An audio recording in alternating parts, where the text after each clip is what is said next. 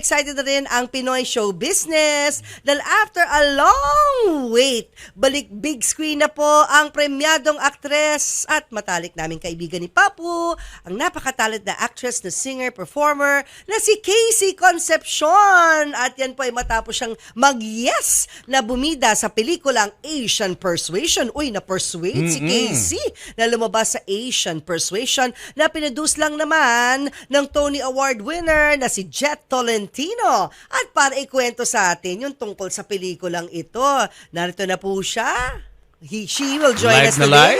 live? Via Zoom. Casey Concepcion.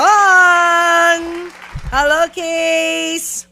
Hello, guys! Hello Thank you there! for having me here. Welcome to our show. How are you, Case?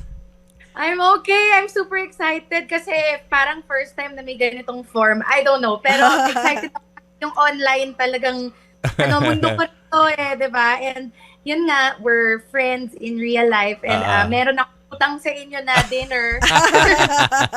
Alam ko, bigla ka na busy. Kaya nandito lang kami ni Papo pag okay ka na in the next 2 weeks. Pero ito, excited kami. Dahil nga, itong movie mo, Asian Persuasion, nabanggit mo na sa amin to ni Papo na you were shooting then, no? A project in New York. Ito na pala to, no? Yes, nangyari sige. na siya kasi ganun pala ang style sa Amerika. Umabot siya ng 1 year or more before nila i-premiere sa audience. So, yun na nga yung nangyari early last year. Actually, nagsushoot ako habang may elections dito. Kaya ka pala wala nung May of that year. Trabaho ako, yes. May trabaho ako and this was really a very special project for me kasi it's my first international film. So, syempre, represent ko rin ang Pilipino sa through this indie film kasi siya eh.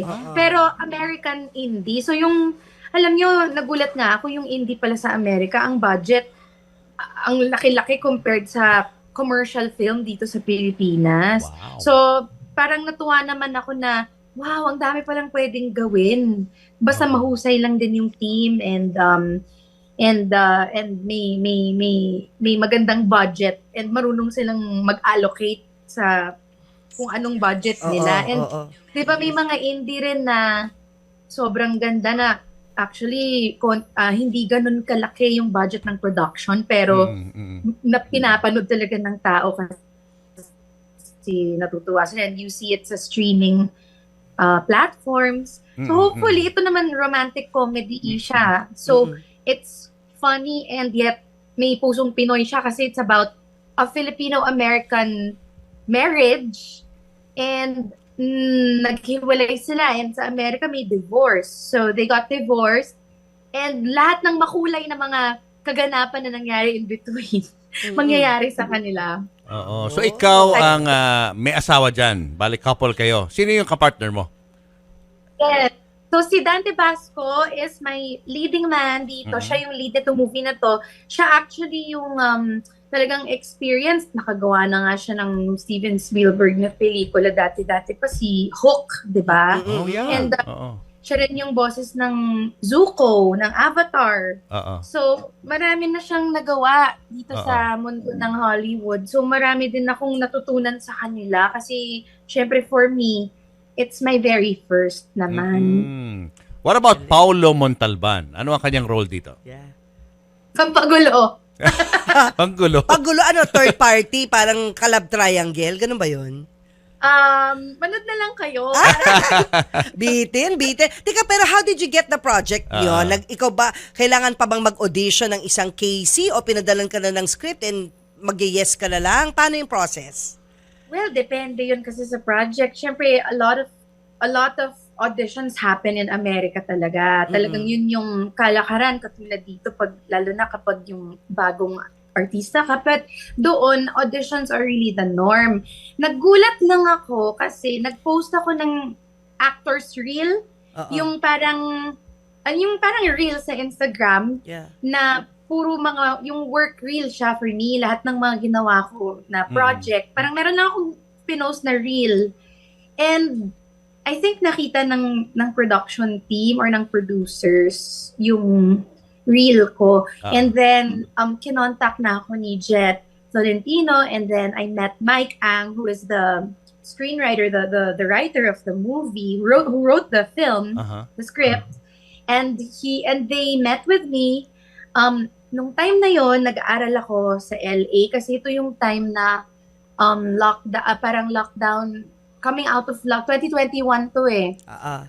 Tama ba ako? 2020? Yeah, tama, coming out of lockdown na medyo nag-ano na, no? Oo. Nag-normalize. Nag-ulasap na. Taping, hindi pa, wala pang taping ulit, wala pang tawag dito, hindi pa active ulit yung mga production dito sa Pilipinas. So sabi ko, wala naman din akong magawa kahit gusto kong magtrabaho ngayon dito sa Manila, balik artista, wala pa namang umaandar ng mga production. So sabi ko, sige, gagayahin ko na lang yung mga friends ko na, alam mo, may kabuluhang ginagawa. There's meaning sa ginagawa nila with their time. And karamihan sa kanila nag-aaral. Nagawa ko na yung kitchen collabs, yung na show. Para kasama kami doon. Yes, di ba? Nag-guest kayo. So, doon naman, nakaproduce ako ng show na Instagram stream lang na cooking show. Tinuturuan niyo ako kung paano magluto kasi I wanted to learn recipe. So sabi ko, nagawa ko na yun. Ano pa pwedeng kong matutunan sa lockdown?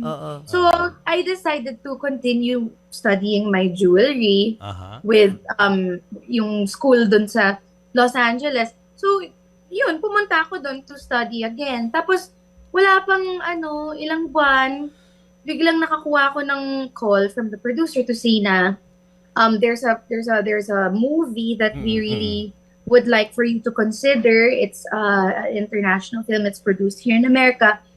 And since nandito ka, would you be interested to see the script? Kasi we've seen your work, and of course, we know na close relations ka din sa mga American, Filipino-American, diba? So will you consider? They sent me the script, and within 30 minutes, binasa ko yung script, and I knew na kaya ko to. Kasi natuwa ako sa story. Comedy.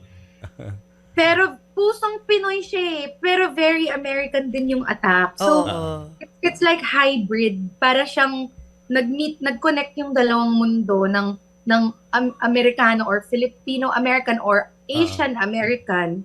And yung Pilipino na galing dito na exposed sa mundo, yung siguro ma-social media, ma-expose siya sa mundo, nakapunta siya ng Amerika, nakagawa siya ng buhay doon, and the rest is history. So it's the story of a Phil-Am family, and then American produced, pero may pusong Pinoy. So, ang ganda ng feeling na tanggap na rin ang Pilipino sa Amerika, and ang Asians ngayon sa Amerika, binibigyan na ng importansya.